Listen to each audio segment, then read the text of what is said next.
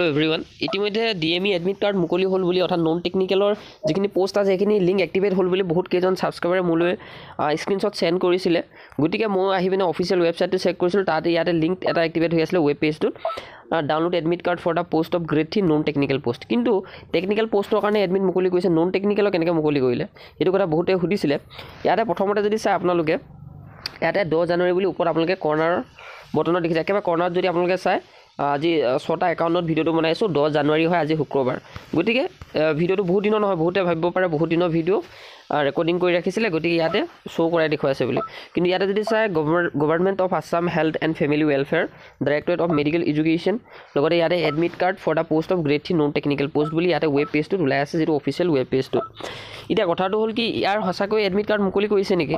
আৰু লগতে exam date যেহেতু ইয়াতে উল্লেখ কৰিয়ে দিছিলে অফিচিয়েল ৱেবছাইটত জনাই দিছিলে আৰু যেটো আপোনালোকৰ মেইন নোটিছ হয় নোটিছটো উল্লেখ কৰিছিলে যে মাৰ্চত পৰীক্ষাটো হ'ব বুলি গতিকে আমি সকলোখিনি কথা ডিসকাস কৰিম সঁচাকৈ এডমিট কাৰ্ড মুকলি কৰিছে নে নাই কৰা এই সকলোখিনি আপোনালোকক বিতংভাৱে আলোচনা কৰিম আৰু ভিডিওটো আগবঢ়াৰ আগতে ইয়াতে যদি চাই DME এডমিট কাৰ্ডটো নন টেকনিক্যালৰ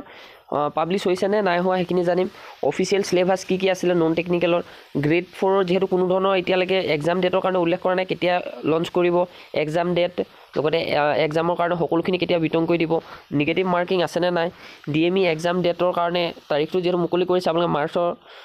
হ'ব বুলি গম পাইছে লগতে নোটিছো উল্লেখ কৰিছে আৰু পাস মাৰ্ক কিমান হয় এক্সাম ষ্টেজেস কি হয় অৰ্থাৎ কি আপোনালোকৰ ইয়াতে পাস কৰাৰ পাছত আপোনালোকে কি ষ্টেজ পাৰ কৰিব লাগিব লগতে ইয়াতে আপোনালোকৰ অফিচিয়েল সিলেবাস সকলোখিনি আমি চাম ভিডিওটো হেকলৈকে চাব লগতে যোৱা বছৰ কেনেকুৱা ধৰণৰ আপোনালোকৰ সিলেবাস আছিল সকলোখিনি বিতংভাৱে আলোচনা কৰা হ'ব বলক তেনেহলে ভিডিওটো আৰম্ভ কৰো বেছি দেৰি নকৰো আৰু ফাৰ্স্ট অফ অল আমি আলোচনা কৰিম অফিচিয়েল সিলেবাসৰ কাৰণে আৰু অফিচিয়েল সিলেবাসটো আপোনালোকক দেখুৱাই দিও ভালকৈ যাতে সকলোৱে প্ৰিপাৰেচন ভালকৈ কৰিব পাৰে যেটো মাৰ্চত এক্সাম আছে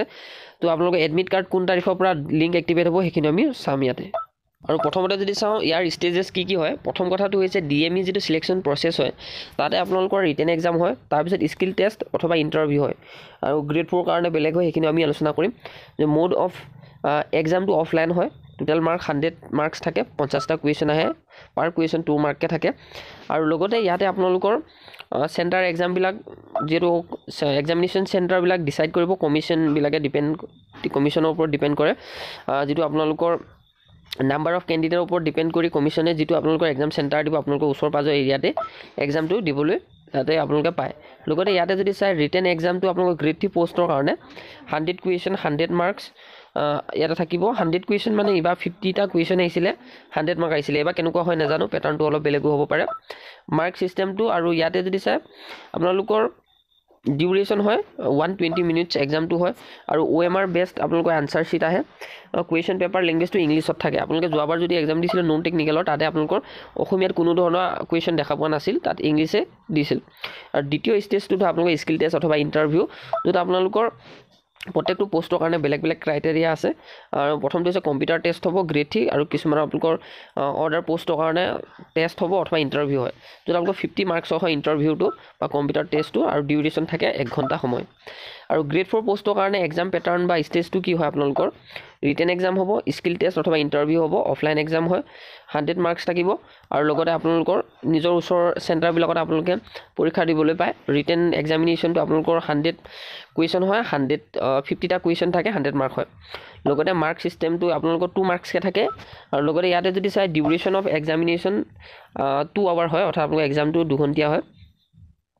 2 আৱাৰ্স হয় লগতে type of question multiple choice আহে OMR বেস আনসাৰ শীট ল্যাঙ্গুৱেজটো গ্ৰেড 4 কাৰণে আসামিজ বড়ো বেঙ্গলী ইংলিশত থাকে আৰু লগতে ইয়াতে যদি চাই একে টাইপৰে হয় সকলো গ্ৰেড 4 পোষ্টৰ কাৰণে 50 মাৰ্কস থাকে ইয়াতে বিশেষকৈ কম্পিউটাৰ টেষ্ট নহয় স্কিল টেষ্ট হয় ড্ৰাইভাৰ পোষ্টৰ কাৰণে বেলেগ হয় আৰু বিভাগে ভাইভা হয় এডুকা ধৰণৰ হয় আৰু যেটো আপোনালোকৰ অফিচিয়েল সিলেবাস হয় অফিচিয়েল সিলেবাসটো মই কৈ দিছো ইয়াতে আপোনালোকৰ যিখন লুচেন কিতাপ হয় লুচেন কিতাপখন ভালকৈ চালে আপোনালোকৰ ওৱৰ্ল্ড হিষ্ট্ৰি বা জিওগ্ৰাফি ওপৰত বিশেষকৈ ইয়াত ডিপেন্ড হয় যেটো সিলেবাস আৰু বিশেষকৈ আমাৰ টেলিগ্ৰাম চেনেলত যেটো সিলেবাস হয় সিলেবাসটো কাৰণে আপোনালোকক দি দিয়া হ'ব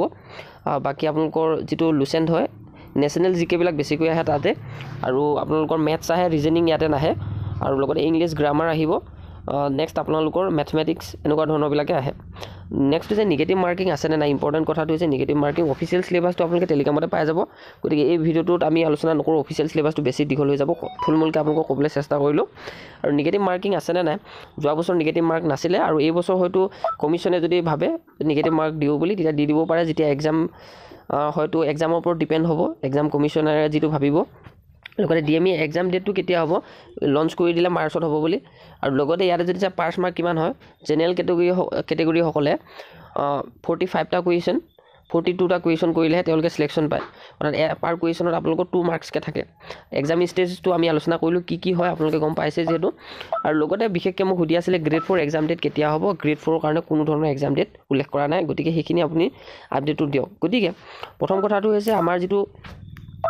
নন টেকনিকেল এক্সাম হয় নন টেকনিকেল এক্সামটোত আপোনালোকৰ কি হয় ইয়াতে আপোনালোকৰ ফেব্ৰুৱাৰীত যিহেতু এডমিট কাৰ্ডটো লঞ্চ কৰিব আৰু লগতে যিসকলে সুধি আছিলে যে নন টেকনিকেলৰ যিটো এডমিট কাৰ্ডৰ লিংকটো এক্টিভেট হৈ আছে বুলি বহুত ছাবস্ক্ৰাইবাৰে এনেকৈ স্ক্ৰীনশ্বট দিছিলে গতিকে মই আহি পিনে নিজেও চেক কৰিলোঁহি গতিকে হয় নিশ্চিতৰূপে লিংকটো ইয়াতে এক্টিভেট হৈ আছে কিন্তু এডমিট কাৰ্ডখন ডাউনলোড কৰিব পৰা অৱস্থাত নাই গতিকে এই পেজটো কিয় আছে